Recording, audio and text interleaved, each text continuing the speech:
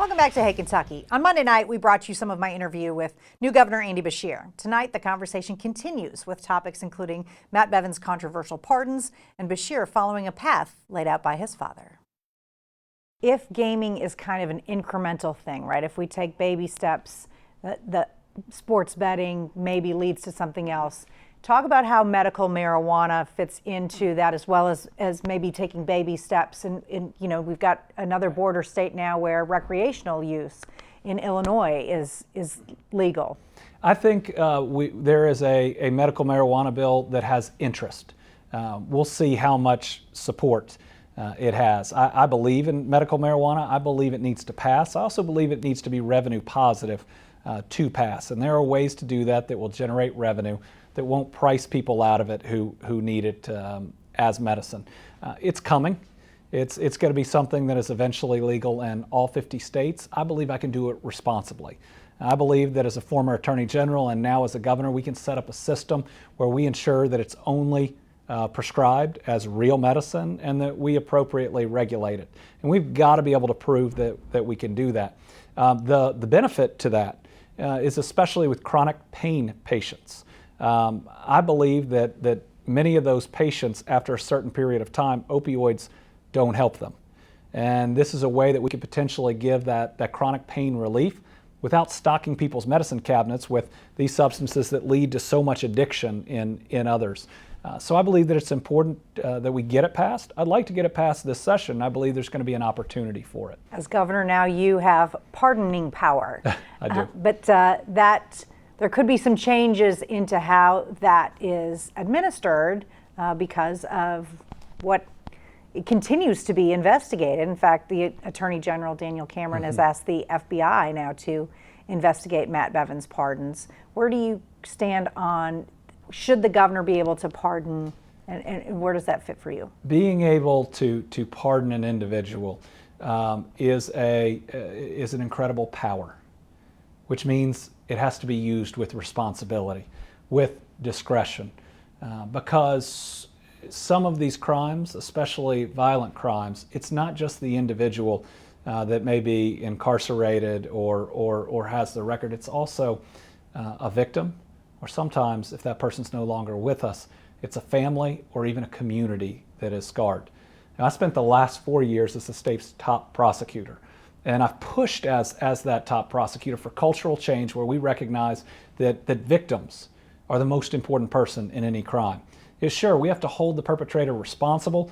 We have to bring them to justice, but that victim needs our help, has been harmed. And as a society, we have a duty to do everything we can to try to make them whole or turn a victim into a survivor with the support they need. What I can promise is that I will always use the discretion worthy of that incredible power, and that I will never pardon someone who's committed a violent crime without talking to that family first, if need be, face to face, because that's the type of respect that they deserve. Do you think the FBI should investigate? Well, I'm going to leave that to the FBI and the Attorney General. If they believe that they are grounds, they should see if they are valid or not. Charter schools was a big discussion in the last couple of years, and then you get elected and it seems to be like charter schools now completely off the table. Would you I'm fully agree with opposed that? to charter schools. I believe they're going to take money away from our public school system. Our public school system in many areas needs to do better, but the answer to that is not to remove funding from a chronically underfunded system. It's about reinvesting and making sure that we have both a Department of Education, which has an amazing new cabinet secretary, Lieutenant Governor Jacqueline Coleman, but also a board and a commissioner of education that are fully dedicated to public education. And the way that's supposed to happen is a national search, where we go out and we get the best of the best, and not the governor picking somebody. That's what happened with our last commissioner. He was a direct employee of the governor, who the governor wanted to make him the commissioner of education. That's not how it's going to work with us. We're going to go out and get the best of the best. But no, I'm against charter schools. I'm going to stay against charter schools. They are not an answer to the improvement that we need. I know it's been, maybe the craziest month of your life. The kids enjoying the mansion? They are. My kids are adapting well. They're why I do what I do. We made that move to Frankfurt so I could see them more. And going home after a long day, it reminds me what this is all about. I just tell people for the first month, I've loved serving as their governor, and I'm going to continue to love this service regardless of what challenges are put in front of us. I committed to do this. I committed to doing my very best for the people of Kentucky, and that's what I'm going to do every single day. How many discussions have you had with your dad, just about the office in general? Well, my dad and I talk a lot. He is, we're not just son and dad, we've also got a great friendship and relationship. He offers a lot of advice. I take some of it. But having somebody that's been there before, that knows some of the traps, if it can make me better, which it can, I'm going to take it. Just like conversations with other former governors or any subject matter expert on any of these areas. I mean, my only commitment is to be the best governor that I can be, and so I'm going to take every resource, including Steve Beshear.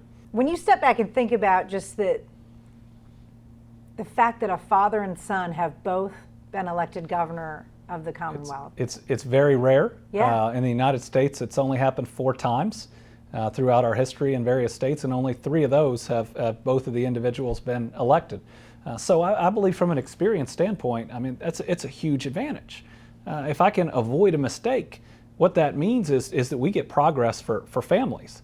I mean, mistakes that administration make or successes directly impact our families. So I try to never lose why we're doing what we're doing and check my ego at the door, and I'll take every advantage to doing a good job that I can find. And he's not shy about offering advice. I'm sure not, as most dads are not. Yeah, but if I could get a little more babysitting out of him, that'd be helpful.